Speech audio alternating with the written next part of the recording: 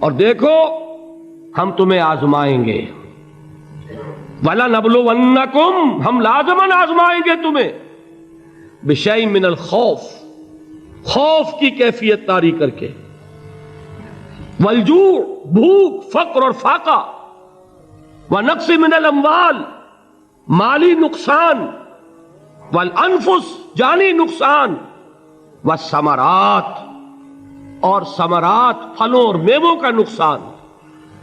میرے نزدیک یہاں پر ثمرات کا مفہوم ایک اور بھی ہے۔ ایک تو صاف تھا کھجور کی فصل تیار ہے، غزوہ تبوک جانے کا حکم مل گیا، کون اتارے گا؟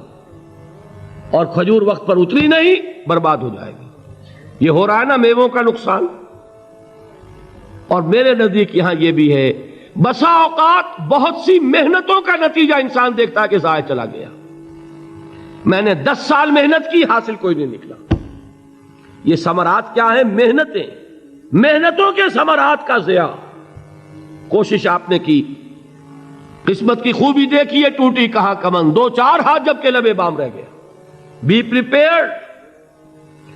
ایک شاعر کے یہ اشعار ہیں، وہ کمیونسٹ تھا، میں نام بھی نہیں لیتا، لیکن یہ کہ یہ اسی انقلابی، چونکہ ان کا بھی ایک انقلابی نظریہ ہے، انقلابی عمل میں یہ سارے مراحل آتے ہیں۔ کوئی سیٹ بیک آیا فرض کیجئے، کوئی ناکامی ہو گئی، تو اپنے ساتھیوں کو دل بندھانے کے لیے یہ فصل امیدوں کی ہمدم اس بار بھی غارت جائے گی، سب محنت صبحوں شاموں کی اب کے بھی اکارت جائے گی۔ میرے نزدیک یہ ثمرات کا جو لفظ یہاں آیا ہے، وَنَقْصٍ مِّنَ الْأَمْوَالِ وَالْأَنفُسِ وَالثَّمَرَاتِ، سب محنت صبحوں شاموں کی اب کے بھی اکارت جائے گی۔ دھرتی کے کونوں کھدروں میں پھر اپنے لہو کی کھاد بھرو، پھر مٹی سینچو اشکوں سے، پھر اگلی رت کی فکر کرو، پھر اگلی رت کی فکر کرو، جب پھر ایک بار اجڑنا ہے، ایک فصل پکی تو بھر پایا، تب تک تو یہی کچھ کرنا ہے۔ ایک مقصد ہے سامنے، انقلاب برپا کرنا ہے۔ ایک کوشش ناکام ہو جائے کوئی پرواہ نہیں، نیکسٹ، پھر تیار رہو ناکامی کے لیے۔ ایسا نہ ہو جو انگریزی میں کہتے ہیں hope for the best but be prepared for the worst. ایسا نہ ہو کہ دوسری مرتبہ ناکام ہو کے بددل ہو جاؤ، تمہاری ہمتیں جواب دے جائیں، نہیں، پہلے سے تیار رہو کہ دوسری مرتبہ بھی ناکامی آئے تو آئے، لیکن جب تک کہ کامیابی حاصل نہیں ہوتی ہمیں یہ کام کیے چلے جانا۔ دیکھیے سیرت میں آیا کہ نہیں یہ واقعہ؟ بدر میں مسلمانوں کو فتح ہوئی تو احد میں زک پہنچی کہ نہیں؟ 70 صحابہ شہید ہوئے کہ نہیں؟ اگر ان کی ہمتیں جواب دے جاتی تو گاڑی کیسے چلتی آگے؟ تو فرمایا وَلَنَبْلُوَنَّكُمْ بِشَيْءٍ مِّنَ الْخَوْفِ وَالْجُوعِ وَنَقْصٍ مِّنَ الْأَمْوَالِ وَالْأَنفُسِ وَالثَّمَرَاتِ، ہم تمہیں لازماً آزمائیں گے، خوف کی کیفیت سے، فقر و فاقے کی کیفیت سے، بھوک سے، جان کے نقصان سے، مال کے نقصان سے، محنتوں کے حاصل کے ضائع ہو جانے سے۔ وَبَشِّرِ الصَّابِرِينَ، اور اے نبی بشارت دیجئے صبر کرنے والوں کو، الَّذِينَ إِذَا أَصَابَتْهُمْ مُصِيبَةٌ، وہ کہ جب ان پر کوئی تکلیف آئے، کوئی مصیبت آئے، کوئی آزمائش آئے، قَالُوا إِنَّا لِلَّهِ وَإِنَّا إِلَيْهِ رَاجِعُونَ، وہ یہ کہیں کہ ہم اللہ ہی کے ہیں، اللہ ہی کی طرف لوٹ جانا ہے۔ یہ وہی انداز ہے جو میں نے فارسی کا شعر سنایا تھا آپ کو کہ سرے تسلیم خم ہے جو مزاج یار میں آئے۔ وہ ہمارا مولا ہے، ہمارا آقا ہے، اگر اسے یہی منظور ہے تو ہمیں بھی یہی منظور ہے۔ میں نے تسلیم و رضا کی بات کی تھی نا، آپ کو کچھ شعر سنائے تھے، ایک شعر اور سنیے، اور یہ کس کا ہے؟ محمد علی جوہر کا۔ ایک مرتبہ جیل گئے، ان کی ایک بیٹی جوان بیمار ہوئی، فوت ہو گئی، باہر چھوڑا انگریز نے، جاؤ بھائی دفن کر دو بیٹی کو۔ دوسری مرتبہ جیل گئے، دوسری جوان بیٹی اسی مرض میں مبتلا ہوئی، اب یہ جیل میں ہے، خبر پہنچی کہ دوسری بیٹی کے اوپر بھی اسی مرض کا حملہ ہوا ہے۔ ایک نظم لکھی ہے جس کا آخری شعر یہ ہے، تیری صحت ہمیں منظور ہے لیکن اس کو نہیں منظور تو پھر ہم کو بھی منظور نہیں۔ یہ ہے، جب تک یہ کیفیت نہ ہو اس میدان میں آدمی ثابت قدم نہیں رہ سکتا۔ کہ میرے رب کو اگر یہ منظور ہے تو یہی مجھے منظور ہے، اور تیری صحت ہمیں چاہیے تو ضرور، لیکن ہمارے رب کو منظور نہیں تو ہمیں بھی منظور ہے۔ راضی برضائے رب۔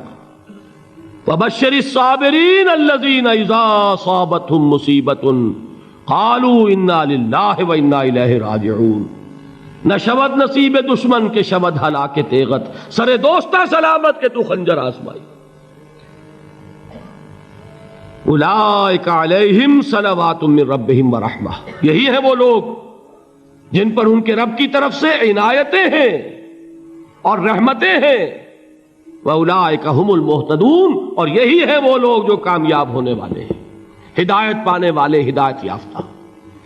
اسی سورہ بقرہ میں ذرا آگے چل کر، یہ تو ہے 20واں رکوع، 19واں رکوع، 21ویں رکوع کی پہلی آیت ہے لَيْسَ الْبِرَّ أَن تُوَلُّوا وُجُوهَكُمْ قِبَلَ الْمَشْرِقِ وَالْمَغْرِبِ وَلَٰكِنَّ الْبِرَّ مَنْ آمَنَ بِاللَّهِ وَالْيَوْمِ الْآخِرِ وَالْمَلَائِكَةِ وَالْكِتَابِ وَالنَّبِيِّينَ وَآتَى المال على حبه ذوي القربى واليتامى والمساكين وابن السبيل والسائلين وفي الرقاب وأقام الصلاة وآتى الزكاة والموفون بعهدهم إذا عاهدوا والصابرين في البأساء والضراء وحين البأس۔ اب یہ آیت جو ہے سورۃ العصر میں جو مضامین آئے تھے سارے اس میں موجود ہیں۔ وہاں ایمان کا لفظ آیا، یہاں 5 ایمانیات کی تفصیل آ گئی، اعمال کی تفصیل آئی، اور آخری بات وہاں کیا ہے وَتَوَاصَوْا بِالصَّبْرِ، اور یہاں کیا ہے وَالصَّابِرِينَ فِي الْبَأْسَاءِ وَالضَّرَّاءِ وَحِينَ الْبَأْسِ، اور صبر کرنے والے، اصل نیکی ان کی ہے جو صبر کریں، کس میں؟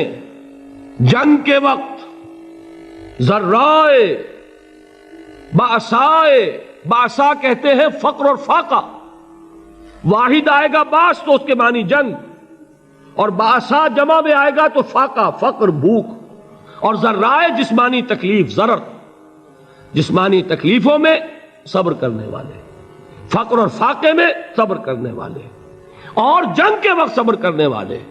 اولئک الذین صدقوا واولئک هم المتقون، یہ ہیں وہ لوگ جو صبر کرنے والے ہیں، یہ ہیں جو سچے ہیں، جو اپنے دعوے میں نیکی کے اور ایمان کے صادق ہیں، اور یہی وہ لوگ ہیں جو متقی۔ اگلی سورت ہے سورہ آل عمران، اس میں 2 لفظ آئے ہیں، آخری آیت یا ایھا الذین آمنوا اصبروا وصابروا ورابطوا واتقوا اللہ لعلکم تفلحون۔ دیکھیے یہاں صبر اور صابر جو تعلق جوہد اور جہاد کا ہے وہی ہے صبر اور مصابرت۔ صبر ایک طرفہ عمل ہے، آپ جھیل رہے ہیں، برداشت کر رہے ہیں، صبر علی المعصیہ، صبر علی الطاعہ، صبر علی الابتلاء، یہ سب کیا ہے؟ صبر۔ اور مصابرت کیا ہے؟ صبر کا صبر سے مقابلہ۔ یہ سورہ آل عمران، اب وقت نہیں ہے میں آپ کو سناتا اللہ تعالیٰ نے کیسے کیسے مسلمانوں سے کہا، مسلمانوں تمہیں زک پہنچی ہے تو انہیں بھی تو پہنچی تھی، ان کے 70 نہیں مارے گئے تھے بدر میں، ان کے حوصلے جو ہیں وہ تو پست نہیں ہوئے، وہ اگلے سال آ گئے تم پر چڑھائی کر کے، تم کیوں اتنا برا مان رہے ہو؟ تمہارے دل اتنے زخمی کیوں ہو گئے؟ تمہیں تکلیف پہنچتی ہے تو انہیں بھی پہنچتی ہے۔ اپنی غیرت جو ہے ہمیں ذرا اس کا جائزہ لینا چاہیے۔ لوگ باطل نظریات کے لیے کتنی قربانیاں دے رہے ہیں، لوگ باطل چیزوں کے فروغ کے لیے کتنی محنتیں کر رہے ہیں۔ جیسا کہ میں نے ابھی کہا تھا، اسی غیرت کو چیلنج کرنے کے لیے، ذرا آپ کی حمیت دینی کو جوش دلانے کے لیے، قادیانی نوجوان کتنی تعداد میں اپنے آپ کو دین کے لیے وقف کرتا ہے، اور آپ کتنے نوجوان ہیں جو اپنے آپ کو دین کے لیے وقف کر دیں، اور ہوں وہ کھاتے پیتے گھرانوں کے لوگ۔ یہ نہیں ہے کہ اگر کوئی اور کام نہیں کر سکتا تو پھر یہ ہے کہ وہ دین کے کام میں لگ جائے۔ باصلاحیت لوگ، کھاتے پیتے لوگ، ذہنی استعداد رکھنے والے لوگ، اونچے گھرانوں کے لوگ، وہ وقف کریں اپنے آپ کو دین کے لیے۔ اس کے بغیر کیسے باہر آ جائے گی، کیسے رونق آ جائے گی؟ تو دنیا میں باطل نظریات والے جو ہیں، یہ بات کہی گئی ہے، مسلمانوں تم اگر توحید کے لیے لڑ رہے ہو، دیکھتے نہیں ابو جہل کو، اس نے گردن کٹوائی ہے شرک کے لیے، شرک کے لیے گردن کٹوائے، اور تم توحید کے لیے گردن کٹوانے کو تیار نہ ہو. اس نے گردن کٹوائی کہ نہیں کٹوائی؟ اور کس طرح کٹوائی ہے؟ کیونکہ بڑا متکبر قسم کا، فرعون قسم کا شخص تھا. جب گردن کاٹنے لگے تو کہتا ہے ذرا نیچے سے کاٹنا، تاکہ جب تم نیزے کے اوپر چڑھاؤ میرے سر کو تو اونچا نظر آئے، معلوم ہو سردار کا سر ہے.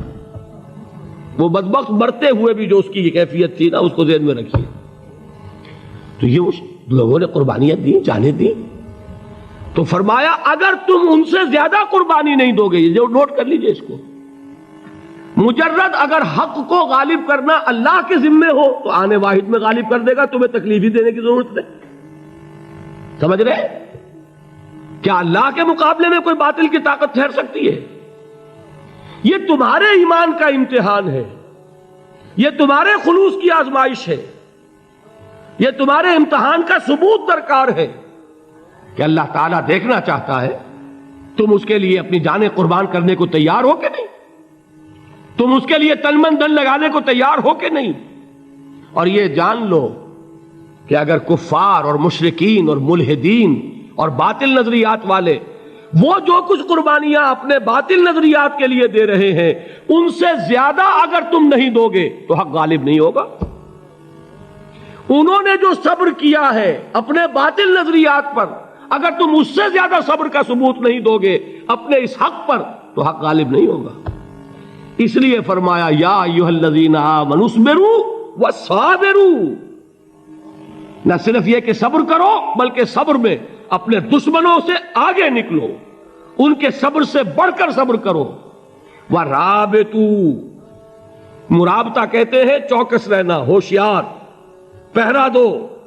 ایسا نہ ہو کہ دشمن جو ہے غفلت میں تمہارے اوپر کوئی حملہ جو ہے کر بیٹھے. واتقوا اللہ، اور اللہ کا تقوی اختیار کرو لعلکم تفلحون.